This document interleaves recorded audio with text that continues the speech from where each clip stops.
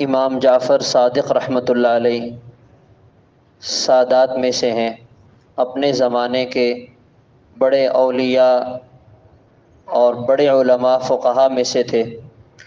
ایک دفعہ لوگ ان کی خدمت میں کچھ استفادہ کرنے کے لیے حاضر ہوئے تو انہوں نے 4 کلمات لوگوں کو بتلائے اور سکھائے۔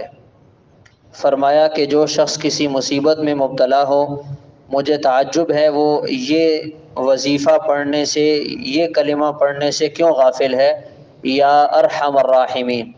اور پھر اس کے لیے حضرت ایوب علیہ السلام نے اللہ تعالیٰ سے جو دعا مانگی قرآن پاک میں ہے، وہ آیت نقل کی، وَأَيُّوبَ إِذْ نَادَىٰ رَبَّهُ أَنِّي مَسَّنِيَ الضُّرُّ وَأَنْتَ أَرْحَمُ الرَّاحِمِينَ۔ تو اس سے یہ وظیفہ لیا۔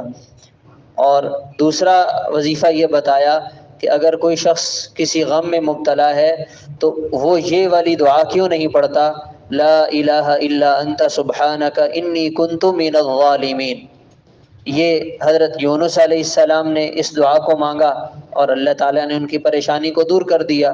پھر اسی طرح تیسرا وظیفہ بتایا کہ اگر کسی شخص کو کوئی خوف لاحق ہے تو وہ یہ والی دعا کیوں نہیں پڑھتا، حسبنا اللہ ونعم الوکیل۔ اس کا بھی تذکرہ قرآن پاک میں ہے۔ صحابہ کرام نے ایک دفعہ جب کافی زیادہ خوف والا ماحول بن گیا، یہ کلمہ ادا کیا، اللہ تعالیٰ نے فضل فرمایا، خوف دور ہو گیا۔